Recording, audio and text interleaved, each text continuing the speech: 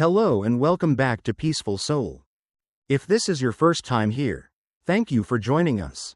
This is a space where we slow down together, reflect, and talk about something that might seem small but is actually one of the most important things in modern life: focus, clarity, and the ability to truly live in the present moment. Let me start with a simple question. When was the last time you sat down and read an entire book without picking up your phone? Or the last time you watched a full movie without checking messages? Scrolling through Instagram, or glancing at notifications? If you're like most people, it's probably been a while, and you're not alone. We live in an age where stimulation never stops. The moment we open our eyes, our phone lights up: emails, podcasts, short videos, background music, endless notifications. It feels like a storm hitting our brain all at once. And the result is clear: we are slowly losing our ability to focus. This isn't just a feeling. Research from Microsoft showed that the average human attention span has dropped significantly over the past 2 decades. Some studies even suggest that today's humans can focus for less time than a goldfish. Think about that. We've built a culture where a tiny creature swimming in circles in a bowl has more patience than we do. But the internet isn't the only culprit. This problem started long before smartphones, long before YouTube or TikTok. It began with what seemed like a harmless shift, moving from a culture of reading to a culture of television. In 1985, cultural critic Neil Postman published Amusing Ourselves to Death. He argued that when society left behind reading and entered the television era, we gave up our ability for deep focus. Books force the brain to follow carefully, to reason, to imagine. Television, on the other hand, chops everything into easy-to-digest fragments. Over time, this reshaped the way we think. Think back to 19th-century America. Abraham Lincoln and Stephen Douglas held political debates that lasted for hours. And thousands of people patiently listened. Just a century later, in the 1960 Kennedy-Nixon debate, things had changed. Television brought politics into living rooms. But the debate lasted only an hour. What people remembered wasn't the policies, it was Nixon's pale, tired appearance on screen. The image outweighed the argument. Fast forward to today. We've moved from television to the internet, to social media, to videos that last just seconds. The result is a distracted society where many of us can't even finish a 2-minute article without switching apps. But here's the important truth. This isn't your fault. Your brain has been shaped, intentionally, by design. Platforms like Facebook, YouTube, and TikTok are built on decades of behavioral science research. Back in 1999, Stanford professor B.J. Fogg founded the Persuasive Technology Lab, exploring how technology could shape human behavior. Those ideas later influenced how modern platforms are engineered to keep you hooked. Every notification, every like, every comment is designed to trigger dopamine, making it harder to put your phone down. The good news is that the human brain is neuroplastic. It can change with training. If it can be wired to lose focus, it can also be retrained to regain it. And that's the journey we'll take together today. In this video, we'll trace the story from books to television, from TV to the internet, and from the internet to social media. I'll share scientific research, real-life stories from American life, and personal experiences. Most importantly, I'll give you practical steps at the end so you can start rebuilding your focus, starting today. So grab a cup of tea, find a quiet corner, and stay with me until the end. Because if you've ever wondered why your mind feels scattered, or why it's harder to focus than it used to be, you're not alone. We're all in this together. And together, we can learn to take back control. Welcome to Peaceful Soul. Let's begin. It's hard for many young Americans today to imagine. But there was once a time when printed books were the primary gateway to knowledge. From the 18th century through the mid-20th century, American culture was deeply rooted in reading.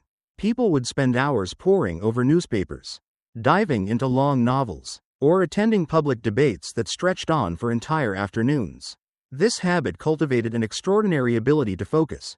People could follow complex trains of thought for extended periods without distraction. Historical accounts describe crowds standing for hours in the sun, listening attentively to speeches and debates without complaint. They didn't grow restless or demand shorter talks. Instead, They cheered for complex arguments. Today, if someone tried to deliver a 3-hour lecture, half the audience would likely leave within minutes, conditioned as we are by the rapid-fire rhythm of TikTok and YouTube Shorts. The turning point came with the arrival of television. By the 1950s, the TV set had become a permanent fixture in nearly every American household. Moving images, lively sound, and the blend of news with entertainment made television irresistibly engaging. In his book Amusing Ourselves to Death, Neil Postman warned that television was not a neutral tool, it reshaped how people think. Instead of digging into words and ideas, we were drawn to short, image-driven bursts of instant emotion.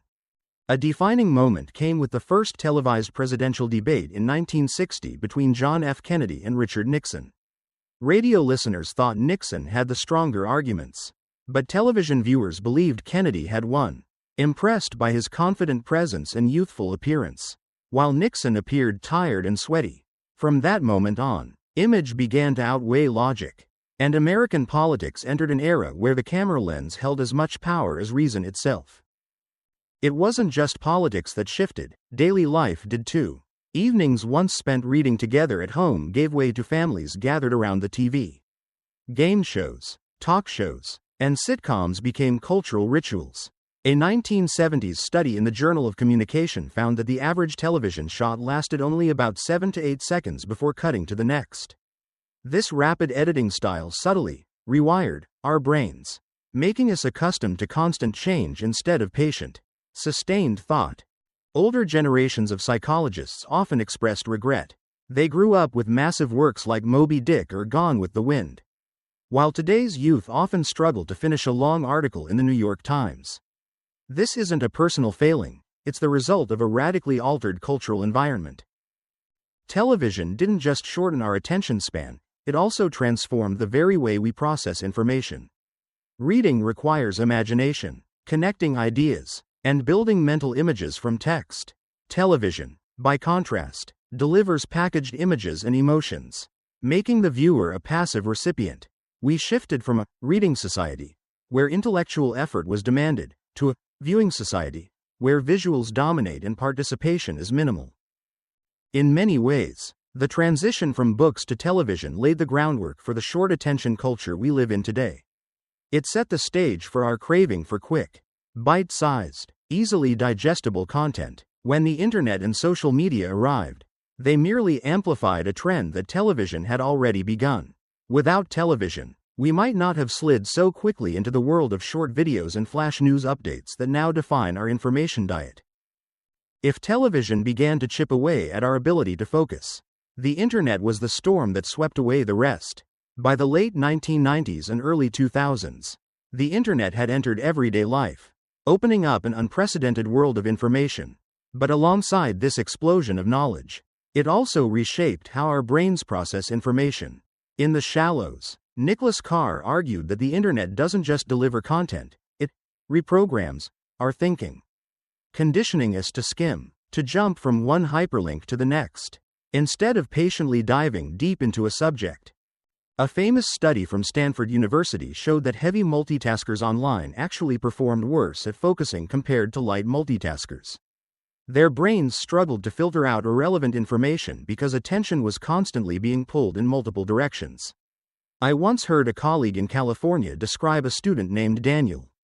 Bright and capable, Daniel studied engineering but always had 10 tabs open: Wikipedia, YouTube, Reddit, and social media, all at once.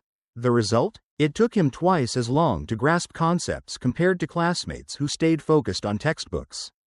That's the fragmented brain in action. Think about your own habits.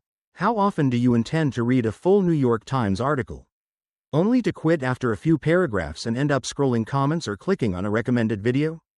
The internet has trained us to read differently, not in a linear flow, but by skimming, scanning, and hopping. It's like exercising your brain in reverse. You strengthen impatience while weakening persistence. What makes this powerful is the brain's neuroplasticity, its ability to adapt. Spend years reading books, and your brain builds networks for deep focus.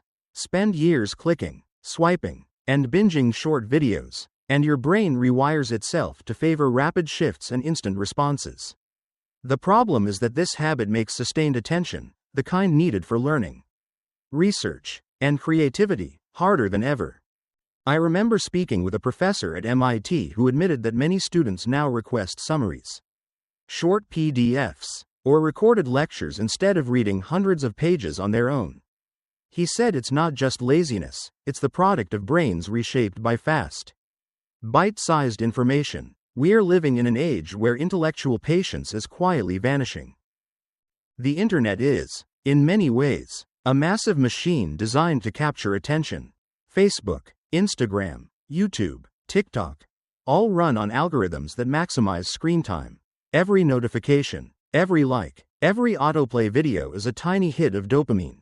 Stanford neuroscientist Anna Lemke has called this the digital dopamine explosion. Our brains crave just one more click, one more video, one more alert, and our attention splinters into countless fragments. I recall an old friend, Laura, who admitted she couldn't finish a book anymore. She said that within minutes of opening her Kindle, she'd feel the urge to check her phone for texts or emails. She joked, "My brain feels like a browser with 30 tabs open all the time." It sounded funny, but it was true. The internet-era brain operates like an overloaded computer, constantly running multiple windows, never fully focused on one task. You can see this everywhere: watching a movie while scrolling your phone, opening your laptop for work only to end up on YouTube, chatting with friends while sneaking glances at notifications. Piece by piece, these habits add up to a new way of living, always busy, always online, but rarely truly present. And that may be the internet's greatest cost: a fragmented brain, unable to find stillness or deep focus. If the internet created a fragmented environment, then social media platforms are the master engineers of exploiting that fragmentation. Facebook, YouTube, TikTok, and Instagram are not just entertainment tools, they're designed as digital slot machines, where every swipe or click offers a tiny reward that keeps you hooked. This is no accident but the result of decades of research in neuroscience and behavioral psychology. Engineers in Silicon Valley understand the dopamine system very well. Every time you get a like or a comment, your brain releases a small burst of dopamine, creating excitement. What makes it addictive is not certainty, but uncertainty, just like pulling the lever of a slot machine in Las Vegas. You never know when you'll hit the jackpot. This variable reward schedule is one of the strongest psychological triggers. And Facebook built it into their platform early on. TikTok and Instagram followed the same playbook. A 2020 study published in Nature Communications analyzed millions of social media interactions and found that the habit of constantly checking your phone is not about needing information but about anticipating unpredictable rewards. That's why many Americans admit they check their phones over 150 to 200 times a day. Even without a clear reason. We think we control our devices, but in reality, they control us. Take the story of David, a high school teacher from California. He confessed that TikTok consumed hours of his evenings. He would open the app planning to watch a few funny clips. But suddenly 2 hours had passed. Strangely, he couldn't even remember what he had watched, only that his brain felt continuously pumped with novelty. This is the clearest sign of addictive design, keeping you engaged for as long as possible, regardless of value. The danger goes beyond wasted time. These platforms reshape our emotions and social behaviors. Researchers at the University of Pennsylvania conducted an experiment where students were asked to limit Facebook, Instagram, and Snapchat use to just 10 minutes per day per platform for 3 weeks. The results were striking. Levels of anxiety and loneliness decreased significantly, while life satisfaction increased. This proves that these apps are not neutral tools. They directly interfere with our moods, and sometimes worsen psychological problems. Consider YouTube's recommendation system. Its algorithm doesn't prioritize quality content but content that keeps you watching. That's why someone may start with a cooking tutorial but, 30 minutes later, end up lost in an endless loop of entertainment clips. TikTok pushes this further by creating a truly infinite feed.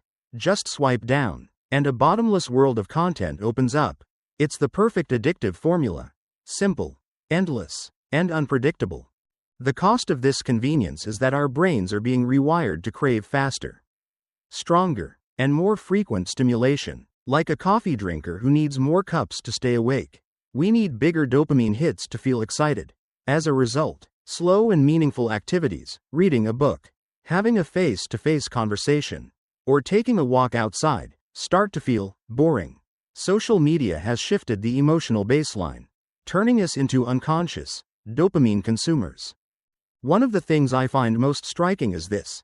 The very people who created these addictive technologies were among the first to warn us about them. They understood exactly how powerful time on screen design could be, because they helped build it. The irony is that while millions around the world became glued to iPhones, iPads, and Facebook, the children of these tech leaders were carefully shielded from the very products they gave to us.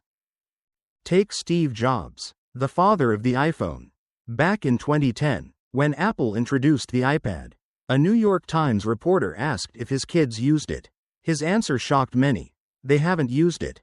At the Jobs household, family dinners were about conversation, not screens. He wanted his children to grow up with books and real human interaction, not glowing rectangles. Bill Gates, the founder of Microsoft, once admitted that his children weren't allowed to have phones until age 14. The Gates family also had strict screen curfews, especially before bedtime. When someone as powerful as Gates draws such hard boundaries, it says more than any scientific paper. He knew these devices could shape the human mind. Even Mark Zuckerberg, founder of Facebook, has said that he and his wife limit their children's exposure to screens and social media. Tech insiders understand better than anyone that growing up in a world saturated with digital dopamine can distort a child's development. I think of my friend Linda, a high school teacher in Seattle. She told me that many parents who work in tech companies are extremely strict about managing their kids' screen time. Meanwhile, other students, whose parents don't work in the industry, spend hours lost on TikTok and YouTube. Linda described it as an invisible unfairness. The children of tech creators are protected, while the rest of society's kids become the test subjects. And this isn't just anecdotal. Sean Parker, Facebook's former president, once admitted publicly, "We were exploiting a vulnerability in human psychology. Our goal was to consume as much of your time and attention as possible." When someone from the inside says that, it's hard to argue these platforms are harmless. The scarier part is that the impact reaches beyond individuals into culture itself. Netflix now designs shows for distracted audiences, the kind who watch while scrolling on their phones. Hollywood directors admit they cut scenes faster, with more rapid pacing, because they know audiences will drift away within minutes. Technology hasn't just changed how we consume art, it has reshaped how art is created.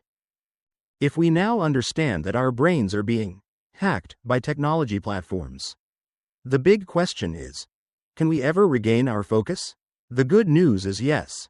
The human brain is highly plastic, it can change, adapt, and recover when trained the right way. Neuroscience has shown this repeatedly. Just like a weak muscle can grow stronger through regular exercise, our ability to focus can be rebuilt. The first and hardest step is learning how to turn the screen off. A study from Harvard found that reducing smartphone use by just 30% led to significantly lower stress and anxiety in only 2 weeks. This shows that you don't need to quit technology completely, you just need healthy boundaries. A single, tech-free day can act like a mental detox, giving your brain the rest it needs. I have a friend in California named David, a busy attorney who was constantly tied to emails and notifications. He decided to try a tech-free Sunday. At first, he felt restless, almost reaching for his phone every few minutes. But within 3 weeks, he noticed sharper focus at work, better short-term memory, and most importantly, a quiet joy in reading bedtime stories to his kids, something he rarely had patience for before. The next step is replacing addictive content with activities that train focus. Reading books is a classic example. When you read, your brain must follow a long, continuous line of thought, strengthening deep concentration. A Stanford study showed that reading just 20 minutes a day not only improves focus but also boosts empathy. In other words, reading makes you smarter and kinder at the same time. Simple habits like walking in nature, meditating, or journaling also have powerful effects. In one Japanese experiment, Participants who took a 15-minute, phone-free walk each day saw their cortisol, the stress hormone, drop by 12% on average. Lower cortisol meant their brains were calmer and more capable of sustained focus. Sometimes the solution isn't high-tech, but simply reconnecting with natural rhythms. Another important step is changing how we consume art and entertainment. Try turning off your phone and watching a movie from start to finish in the theater. Or attending a live concert without distractions. These experiences retrain the brain to be fully present, to savor depth instead of surface-level stimulation. And finally, we need to relearn how to accept boredom. Many Americans, especially young people, treat boredom as the enemy and immediately reach for their phones. But psychologists at the University of Central Lancashire discovered that boredom can actually fuel creativity. When the brain drifts into its default mode, fresh ideas often emerge. In short, learning to sit with boredom may be the first step toward reclaiming focus.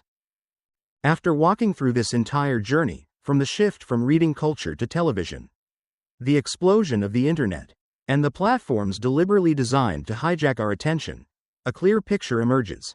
Modern society has fragmented our minds, weakened our patience, and made it harder than ever to focus. But just like a river can be redirected, the human mind can also be trained and restored to balance.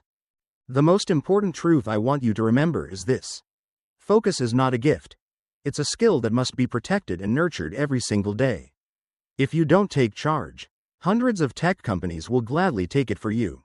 But every time you choose to put down your phone, read a book, take a walk outside, or simply sit in silence and embrace boredom, you are declaring, I am in control of my brain, not the other way around. Psychologist Mihaly Csikszentmihalyi, the father of the concept of flow, discovered that our deepest happiness doesn't come from instant entertainment, but from those rare moments when we are fully immersed in a meaningful activity. And to reach that state, you need focus. In other words, focus is the doorway to happiness and true freedom of mind. So starting today, I'd like to challenge you. Take just 30 minutes a day without any screens. Read a book, write a few lines in a journal, brew some tea and sit in silence, or simply follow your breath. That small window of time can spark a quiet revolution in your brain, helping you regain peace, creativity, and most importantly, the sense that you are fully alive. If you found this video helpful, don't forget to hit like, subscribe to Peaceful Soul, and share it with your friends. Who knows, your small action today might help someone else reclaim their focus and discover peace within. Remember, the modern world will never stop trying to pull you away from yourself. But you always have the choice of focus, the choice of depth, and the choice of a peaceful soul. Thank you for joining me on this journey. I'll see you in the next video.